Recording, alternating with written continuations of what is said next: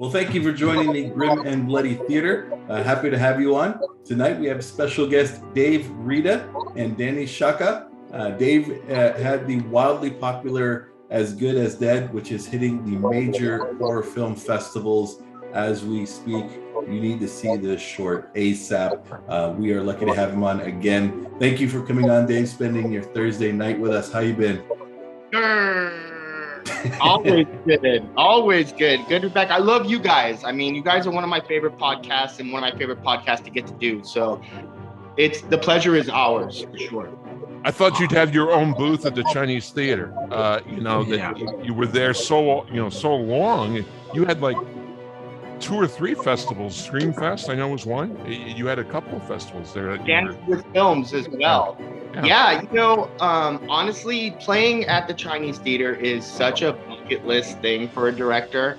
And I remember last year about this time when we were filming, it dropped down to, actually, I think it was like I think, Dani, was it like today? Did we film on the 17th? Oh, wow. It was like a year ago. That's so crazy. Yeah. I thought like a year ago right now, and it was just like it is tonight. It was very, very cold, and it dropped down to, for us anyway, for California, and it dropped down to the upper 30s. And I just looked at everybody and I said, I know it's cold, but if you suffer a little bit for me tonight, I promise you I will do my best to get us into the Chinese Theater. And then next thing you know, we wound up doing it back to back. Boom, Chinese Theater, and then Chinese Theater again. I was just like, man, I didn't expect that one, but I will totally take it. So, yep. Now, I didn't want to give away any spoilers for As Good as Dead, but it does involve zombies. It has really good practical effects, and you're going to enjoy every single second of it. But talk to me, Dave, about your inspiration for putting together As Good as Dead. Where'd it come from? I love to tell this story, but since I have Dani here, I never get to say this. But Dani, you can totally tell this story, and I'll just add color. Would you like me to tell the story? Yeah. Yes, please. He's putting you on the spot, so come on. We want to see your vision. Television. It's nothing that she doesn't expect or I haven't done to her before. So we're best friends, and we have been for over a decade now, which is nuts. And Rad. all of his ideas are bounced off of my brain. And one day we were sitting in the car. We both have been on TikTok since before it was called TikTok. It was Musical.ly before. We've been on there forever. And we were sitting there kind of bouncing off ideas, and he came up with this idea that he had already written, but he wanted to tell me. And it had to do with this, but it was very, very short, little, less than a minute. And we both kind of brainstormed how to make it a full thing that TikTok would love. And it quickly spiraled into something so much bigger than TikTok. Yeah, it was crazy. I mean, the original plan was to just do the TikTok video, but then after talking to Dani and going through the whole plan, then that night I got home at about 3 o'clock in the morning and was just like, yeah, but if we're gonna do this, I just at least want the opportunity to actually make a movie though, if we can. We could do it cute for TikTok, but if we could actually do something cool, then I should at least try. And so at 3 in the morning, I sent out an email to Burns & Sawyer, one of the top awesome rental companies in LA. And I sent them an email and just said, I have this really weird idea. And if you believe in me, if you can give me do whatever you can to help me make this movie, I will make something awesome, and I will probably take it to the Chinese Theater. And so you can either sit and watch me talk about how great Canon is for letting me use their equipment, or you can stand next to me on the red carpet. It's up to you. And sending that kind of email, normally, I honestly did not expect anything back. I mean, a fuck you would have been, fine too. But actually, it was amazing. The very, very next morning at 10 o'clock in the morning, Sunday morning, I got an email from Burns & Sawyer, and they were just like, what do you need? Let's do it. So, I mean, and so that from there, it just got bigger and bigger and bigger. And then we were lucky to get the awesome makeup people of the Boneyard, Larry Bones and Cheryl Bones and their team, to do our zombies. And so it just got cooler. It kept getting cooler and cooler. Fantastic, And guys. And I've heard Go you ahead, talk. Kevin. Oh, I'm sorry, Joe. I've heard you talk about the possibility of making this into a feature, a full-length feature. Is that something that you're considering, in the process of? Where is that? No, I mean, I have features that I want to make. This idea in itself, it's pretty self-contained. However, I have been kicking around the idea just because a lot of my pieces are focused around music so much. I have had the idea of doing a very 80s style themed horror movie kind of thing. Horror movie musical, but done very differently, and a lot of 80s music and my style. And then I've got a bunch of other projects that I want to do already, like Chesterfield Witch is a feature I've written. With Mariachi is another one, and then Love Potion number 8. These are projects that are possibly in the works. We're trying to figure out which one we want to do. Right now, I'm submitting all the scripts, and then we'll see which one gets picked. So, Nice. Oh, by the way, I just recently was talking to a buddy of yours, Dave. Dave. No, we're just talking because we're going to have him come on as a guest in January. Let me guess. Fred Weehee. Correct. And he just was letting me know that the story that you and him came up with, Fright House, just recently got re-released because it was out of print. So, yeah, so just wanted to let you know. Yeah, Fright House was cool. That was really one of those weird. Fright House was cool. That was in a time when before I had written anything, and Fred was doing a lot of the or actually all of the writing on that at first, and then he had one direction, and I just had so many things I wanted to add to that script. And I remember it was just one day we were having this discussion, and I was like, all right, you know what?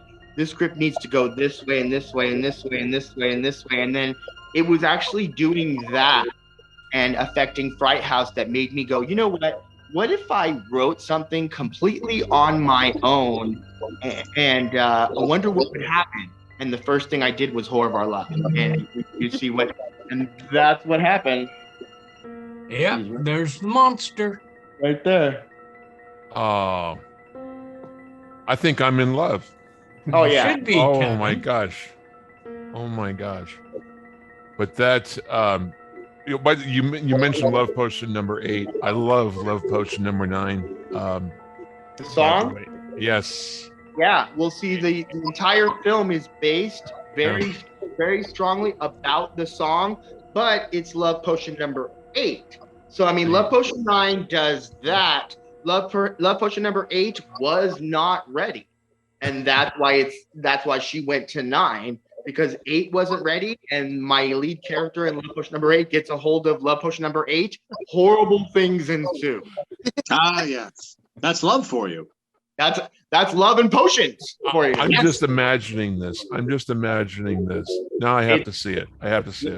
And actually, Love Potion is cool because it stars already. If we were to do that one long ago, I was going to do it in 2012, and then funding fell out. But my cast still remains the same, and my actors are still dying to do this one. Thank God for me. And so I've got Brooke Lewis attached to that, and also Kelly Maroney of Night of the Comet. Yes, Kelly. Yes, Another Kelly. friend of our show. Yep. Outstanding. Yeah. I've known Kelly for many years, and she is I love her so much. She is such a great actress and just a great friend. so sweet, and I just really, really wanted to do something cool for her. And so I actually wrote these parts. Like I wrote the part for Brooke, and I wrote the gypsy. The gypsy with the gold cap tooth. That's going to be Kelly Maroney. I just, I fell in love with Kelly when she dropped the TV on, the scene in Night of the Comet. For me, it was when she had those two little M16s. Oh no. Mac 10s. I mean those two little machine guns. Remember? Yeah, they were Uzis. The Uzis, yeah. And she's complaining that Dad could have got us Mac 10s. Right. Typical Valley Girl complaint. Anyway, so love potion number 8. Remember that scene? But that scene is I was just like, oh man, gotta love the cheerleader, right? Well, not anymore. I get arrested for that. True, Al. Yeah. I was 16. 16 years ago. You had a question, Joe? Oh, I do. I want to ask Dani, what was it like working with Ashley? Oh my goodness. So me and Ashley, we were partners as buskers on Hollywood Boulevard. We were Supergirl and Wonder Woman, and then I'm Harley Quinn. I was actually the first ever do that Suicide Squad Harley Quinn, and she was my and we spent a long time becoming partners together, and it really was on screen, and it was actually get to film with her because it's such a great passion of hers, and to get to be on set with her and see her in her like mega mode. Oh my goodness, it was wonderful. Oh yeah. No, it's kind of funny because I know both of you cosplay. Okay. And so that's how I figured you guys knew one another, was through the cosplaying. Well, we actually at the Catalina Film Festival. I was with Catalina wine mixer. I was with Dave, and I met Ashley there, and we literally clicked the moment we met, and she said, "You need to come be my Supergirl," and it was. Yep, that was when I met Ashley too, and Dani and I both just had so much fun with Ashley. She was just like fit in with our group so easily and so well that I had a good feeling that when we brought her in, and Dani was actually the one that mainly suggested that we bring her in, and because Ashley, we actually had cast Tiffany Shepis, and Tiffany was down to do it. But unfortunately, right before we started peaking here in LA, and Tiffany lived with her mother-in-law, who's elderly, and she just got really, really worried. And she was like, I just don't think I can do this because of Corona and da-da-da-da. So we had to run and find somebody who would kick ass and just come in and kill it and be able to do that. And Dani suggested Ashley. And as soon as she said it, I was like, yeah, that's right. And then as soon as we brought Ashley in, Ashley just took over the part and kills it. I mean, she's as good as dead. Ashley rocks that shit. She does. Definitely. Yeah, she's the best, and I'm really, really excited to get to like showcase what we have at VillaCon, because I'll be in cosplay there too, so I'll bring them, our worlds together.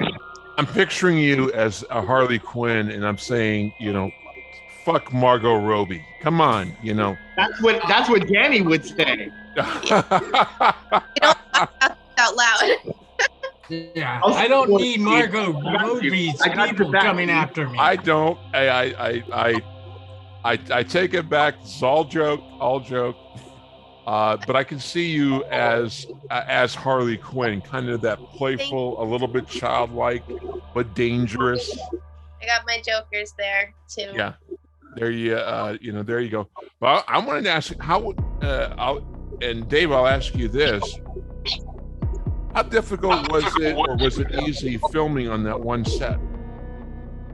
Well, that one set is actually kind of cool because that one set, I knew I needed a farm. When I had the idea, I had this vision of this farm and a barn, and I needed it to look a certain way with hay bales in it and everything. And I had this total perfect set in mind. And I was in LA. I'm like, where the f am I gonna find a farm in LA? So I threw a message up on Facebook, and within 5 minutes of me putting up that message, Senor Joe Flynn actually was like, yeah, you know what? My cousin has a farm in Santa Clarita. And when I got to the location, it was exactly what I wanted it to be and what I had written. In fact, when we were walking around, the hay bales were already there where I wanted them to be. It was sort of crazy. We just had to add a few more. It was crazy. But the location itself was great to shoot in. The cool thing about us is what made it cool was normally when you shoot, you got to shoot a direction, you light it, then you move the lights, you move camera, then you shoot again and whatever. Because it was a barn, we were able to treat it like a soundstage. So we mounted our lights from above, and we were able to shoot with very minimal movement, and that allowed us to be able to get everything very, very fast. The only problem was that I had thought that because it was a barn, it would be warm in there, and then because of the lights, I assumed it would be warm in there. But no, I learned barns do not have any insulation. We froze our asses off up there. Yes, we did. did. We not? Yeah. Sorry, the dog wants to play. How cold was it? It was pretty damn cold. There you go. Well, that's when you were talking about.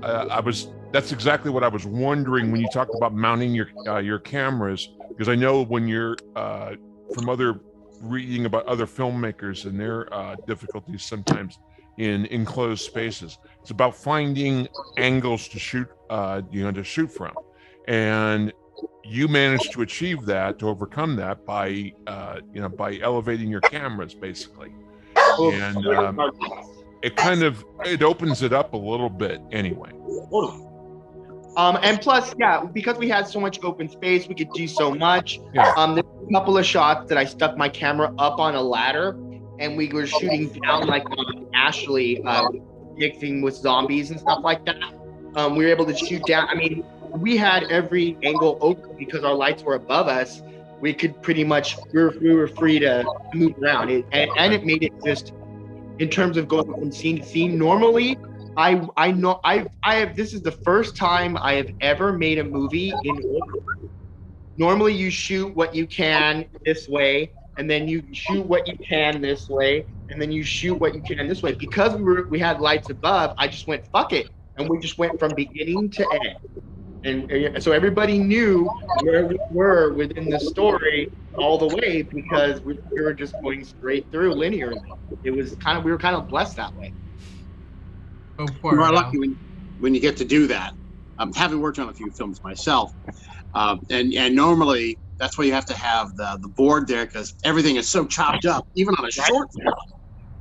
And then, of course, if you're working with a pedantic director, that's like, okay, we're doing the wide angle, then the medium angle, then the close-up, then the reverse wide angle, and it can take you all day to do a scene.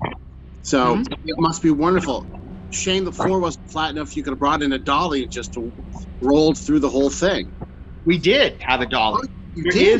That's one of the cool shots that we have. One of my favorite shots is there's a shot of Ashley and Dani running through the farm, and they're being chased by zombies, and we're dollying right with them. And we were able to do that because we had the room, and we laid track, and we're just able to do it right with them. Yep. My camera guy, Brendan Epperson, he's just like, he was really, I was just like, I want to see this, I want to do this, and he was like, let's do it. I feel like when your camera guys like that, you're blessed, because there was no fighting, no arguments. It was like, I want to do this. Can you make this happen? He just turned around to his guys and go, right, do this. My shots would start happening, and so gotta love that. You are lucky when you get somebody who can do that. Now, did you actually have to? You actually have what I think some very effective actors in the background as zombies, Yes. really playing the part well. Did you have, especially there's one with this really large man that you bald-headed man, at least it looked like, that you had as a zombie. Actually, kind of it kind of intimidated me, just a little bit, unnerved me a little bit. But do you actually have to give a lot of direction to people in that respect, or do you just say be a zombie? Hell no. I would never do that.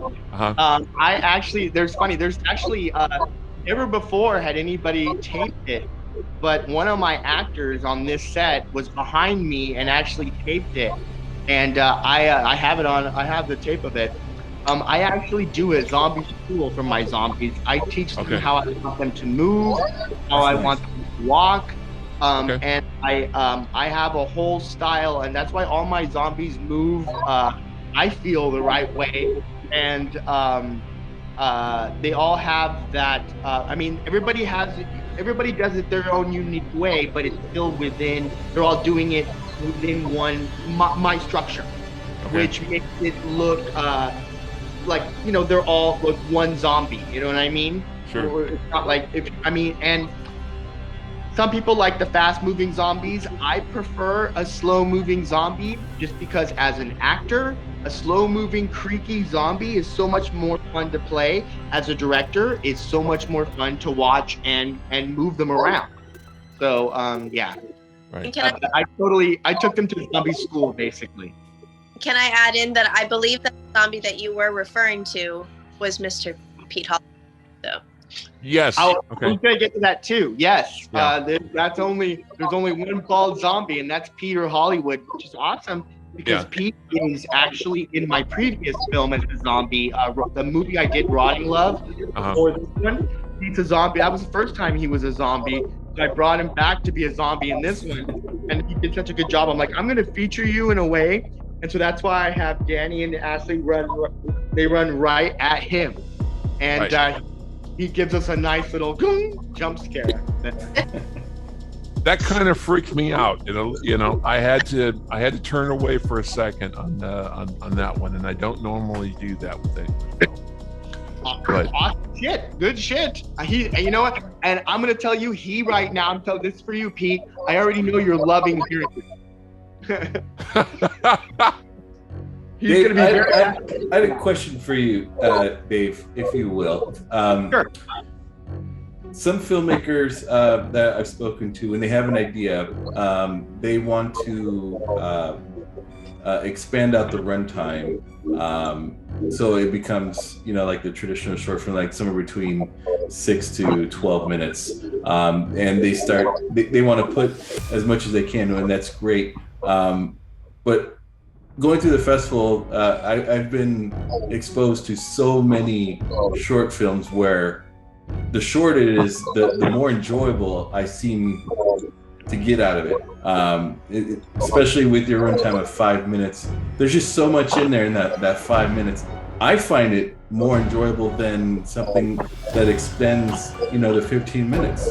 And before I started doing the festival, the only shorts I was watching were, on YouTube, were the 15-minute lengths, features. So it seems like when we start getting to that 5 minutes, you really have to cut out all the fluff. It's weird to say that because we're talking about 15 to 5, but you really have to just focus on the core of, what you really wanted to tell in the story. So talk about did as good as I'm sorry the name.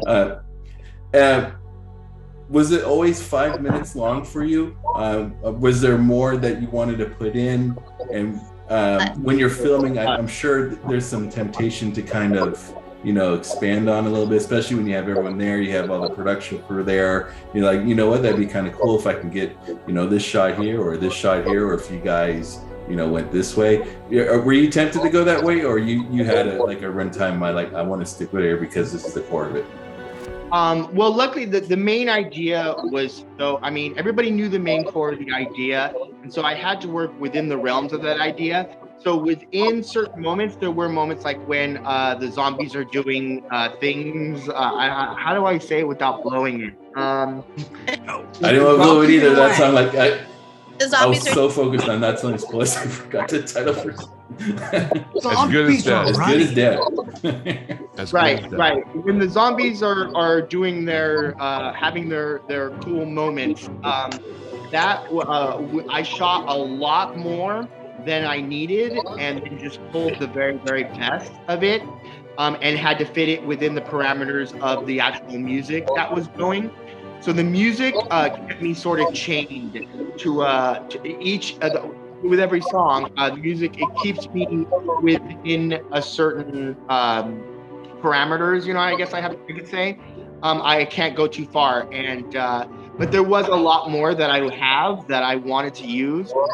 Yeah, that's very tough. But with short films, I have always said, if you're watching a short film and you have time to look at your watch, then that should be a much shorter film, because it should be a short film. You should be engaged with it all the way to the end. And that's kind of why, I mean, I'm not ruining anything in our own movie by saying that is exactly why I start the movie with Ashley and Dani running right on camera. Boom, they start running. Because what do you need to know? Zombies are chasing them. What do you need to know why at this point? No, you don't. Right now, let's just get into it. These girls are being chased by zombies. Let's go. We didn't need the 5 minutes of exposition talking about how the virus broke out and the collapse of society. That's it. All of that, I can let all of that. I can let the audience do. But what I want is I since even back in the day with my feature bit parts, I move my story like a rocket. I do not like to waste time anywhere at all, because I know as a person watching a movie, I just hate wasting time with bullshit. So I like my movies to go, go, go, go, go, and that's why I do what I do. Now, Yes, Danny. oh, no. Go ahead, Dani. Did you want to say something? We've had enough of the virus stuff. We didn't need it. And society is on the Excellent. anyway. I mean, that's kind of was part of the idea with making this movie with Dani and I were thinking in the original anyway, was because I've done enough festivals and know enough filmmakers to have a good feeling that people were either going to be making movies about Corona, or they were going to be making movies about the election, or Corona and the election. And so we really just wanted to make a movie that was just fun, and zombies, 80s music, and fun, you know? Let me ask you, Dave, do you as a filmmaker, as a filmmaker of short films, do you have a certain number in mind when you go into making the film as to how long you're going to want this to be, like right from the beginning? You know what's funny is yes, and more so now after running through the festivals. And it's funny you guys are talking about length with film.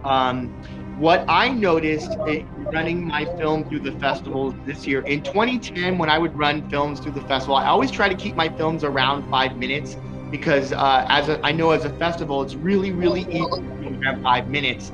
And if I make a solid 5 minutes, I know that festivals will go, we got 5 minutes for Dave. There's always 5 minutes, right? You know? That's the secret. Shh, don't tell nobody. Squeeze them in. It's gotta be a solid 5 minutes, but they're like, we got 5 minutes. It's so much easier to consider a 5-minute film than a 35-minute film. Right?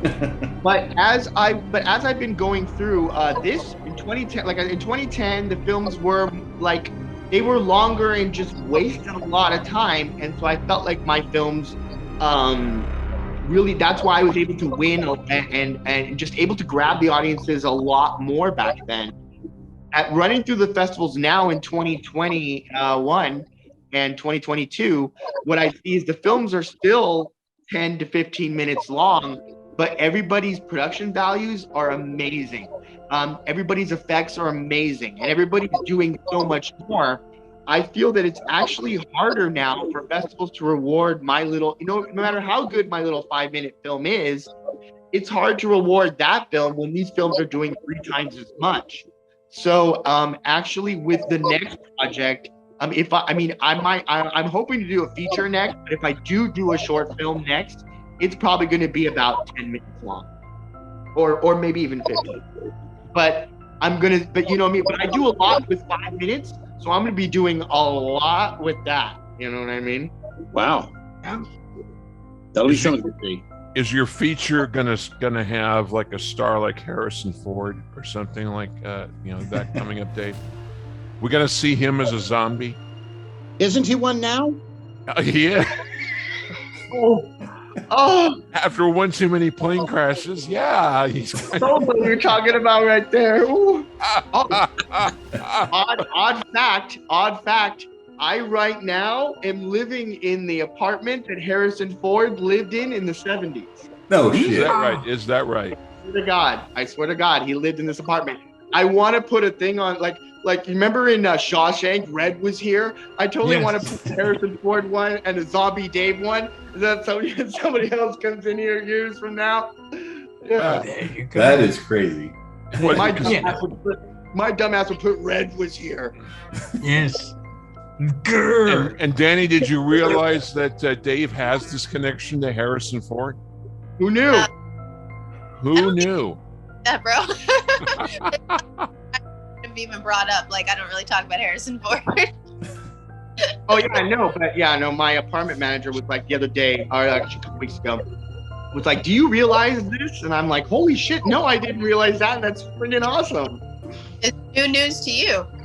Well, a lot of people don't realize that Harrison, spent a lot of years working as a carpenter because he wasn't getting, works, in film and things like that. So yeah, I love Harrison Ford's story just because he was just he really wanted to do it, and then got to the point where he was just like, you know what? If you guys aren't going to give me a shot, then fuck you. I don't even care anymore. And it was that not caring attitude that got him all the shit. Yeah. Exactly. Now, Danny, let me ask you this too. Just seeing the energy that Dave Reda has as a person, and obviously as a director, do you feed off of that as an actor in a production that that a director like him is running? Yes, absolutely. Well, this is the second set, and I think that the dynamic was even better this time. We really bounce off of each other very, and I think that because of our friendship, I was able to read his mind a little bit more than others. And honestly, my favorite part of being on this set was making sure the ideas that we sat and talked about actually came, to fruition, because so many things to pay attention to that I was also paying attention to every one of those details to make sure. So. Right. Yeah, she's really great at continuity. She's really good at reminding me, like, hey, wasn't that in so-and-so's left hand? And I'd be like, oh shit, D, you're right. Damn, yeah. She's really good at that. So you had that reaction to her, like, oh fuck me, not again. What did I do now? What did I do wrong now? No, luckily it's D, so she just, it's my buddy. So I knew that she was making sure that my movie wasn't going to be wrong. So it was actually good, because as a director, you try to have your eyes on everything, but sometimes this is why you need help. So it was really awesome to have the extra eyes doing that, because I was letting a few things slide I didn't see, and she's so great at detail. She's able to just go, oh, dude, aren't I standing with this arm up instead of this one, or or isn't so and so supposed to be over here? And I'd be like, oh, you're right. I'd flip the oh, you're right, yeah. No, she's good at that. That's why you buy her the gift of the fine liquor after, at the end of the shoot. Just say thank you so much. Right? You just... Don't talk about liquor, please, because I had a trauma. No, never mind. No, I totally get what you're saying. I'm very fortunate on my show that my minion, the one person I have helping me on my TV show, is really my minion. My minion, yes. You didn't know that he's a megalomaniac in training? Wanted to make sure. I have a minion, and he's got severe OCD and anal retentiveness, and he comes in. He's worth his weight in gold. And well, Dave, you don't know that Al's been quietly plotting to take over the world, for some time, and we need a James Bond to go after him. Really? I was doing it more Pinky in the Brain style. Okay, well, that works. I used to. When I was young, I had a much thinner, and I had a really nice tuxedo, and I would go to conventions as James Bond, which confused the stars when I tell them, sign it, your picture to Bond, James Bond, and. But pretty girls wanted to pose with me, so that's all that really mattered. So, well, you do have a certain look like George Lazenby, so. Back when I had hair, yeah. There you go. Cute. Girls liked me back then. There you go. I would. They say if you're the hero long enough, you'll wind up being the villain. I would love to be a villain and have some smarmy ass, super characterized hero come in. And I'm like, no, he was supposed to die there. We shot him, didn't we? I shot him. He's supposed to be dead. What happened? We lost all the time. Why isn't he dead? I'm sure I said we should kill him. One great story that Sean Connery, when asked about returning to James Bond in some capacity, he said that he would do it only to play the villain that actually kills James Bond. I believe that. Yeah. And I can see that. I can see what you're saying now. With that. But I'd be happy to be Pinky or the Brain, actually. I'm very cool. That's right. The new show, directed by Dave Reda. They made the live action version of Lion King. That's still animated. If we can't get Pinky in the Brain, let's get Maxwell Smart. To do it. There you go. That much. Missed it. Second largest one I've ever seen. But yeah, by the way, Dani, what do you got coming up? I should add. What do I have coming up? Yeah, I'm excited. So this weekend is, so if anybody listening is in Orlando this weekend and you're headed to Holiday Matsuri, please look for me. I will be posting all of my cosplays that I'll be wearing. And then in January, I will at VillaCon, and I will be doing a meet and greet. I will have a giant banner of me, so you can see a tiny me. Yes. Actually, it's going to be a giant banner of me behind her, which is the weirdest freaking thing. I will have limited edition posters from it that people will be able to get. I'm going to be doing giveaways and raffles and really cool. A poster? Yeah. So, well, then you got to come down to VillaCon, January 21st to 23rd in Orlando. So, okay, guys, you want to get an idea of, I guess, the personality that Dani is. Just look on the wall behind her. It looks like she has a Tasmanian devil, and Christopher Lee as full fangs as Dracula. I see it. And Cesar Romero as the Joker. I love all that. Yes. Dani, give them a full gur with chainy fingers. The Wolfman. Do that. Okay, yeah. Any wonder why she's my best friend? But that is Rick and Morty, by the way. That is not a Tasmanian devil. Oh, it just looked behind you in the corner. In the corner there, I thought that. Oh, it's stuffed animals. I'm sorry. I love Rick and Morty. I love Rick and Morty too. That's a giant Yoshi. Yeah. Which I can do an impression of Yoshi if you know what he sounds like. Go ahead. Sure. Come on. Yoshi. Spot on. Her talent is no bounds. That's the thing we're getting at here. Most talent that I have. That's no bounds. Dave, where can everyone find you?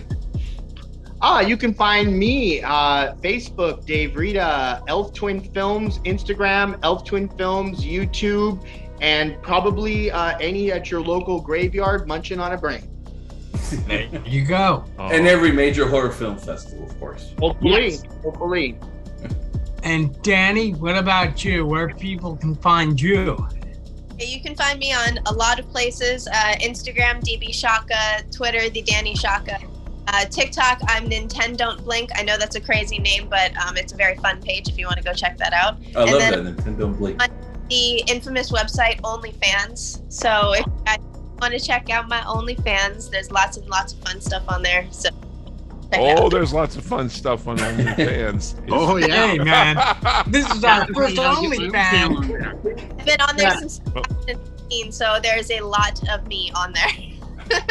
Well, I'm going to tell you, I'm going to forget all of that, and I'm just going to look for you on Musically, and see if I can find it. I swear it's there somewhere. What's her name again? It's just like it's MySpace. MySpace is still there somewhere. That's right. My account is still there. Killing MySpace back in the day. Oh, I loved it. Yeah, I miss it. Not really, but okay. Yeah, you're right. What was everybody's name? Tom?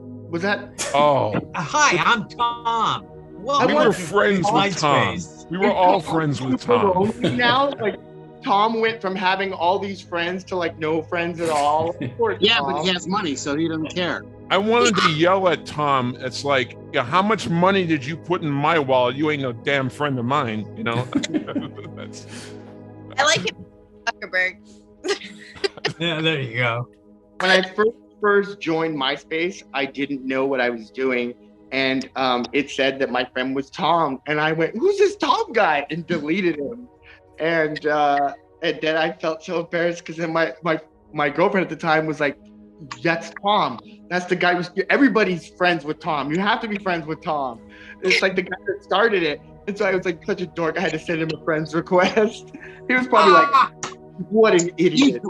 And you find out that Tom's an AI, and you find out what happens when you do unfriend him. Right? Yeah. He became Zombie Dave. There needs to be a movie about that.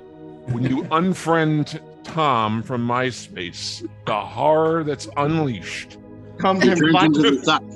Like literally, what's up? What's up? Why aren't we friends? What's up? What's up? Unfriended too. Just when you thought it was safe to go back to MySpace. All righty. Hello. Well, that's our show for tonight, guys. I hope you enjoyed just listening to us bullshit for 45 minutes. But no, As Good as Dead, written and directed by Zombie Dave Reda. Thank you for also coming on, Dani. It was a pleasure meeting you and speaking with you. And we wish you all the best in your future projects. And Dave, friend of the fest, thank you again. It's always a pleasure again to speak with you. And we're going to be watching your new work with great interest, and hope to have you again on soon. Much appreciated. Grr. It was a freaking honor. Dani, safe trip. Yeah. Thank you. Yes. Safe trip to Florida. Have a great time. Thank you so much. And folks, watch As Good as Dead when you can. Absolutely. It is fun. Yes. Have a good night, everybody. Good night. Evening.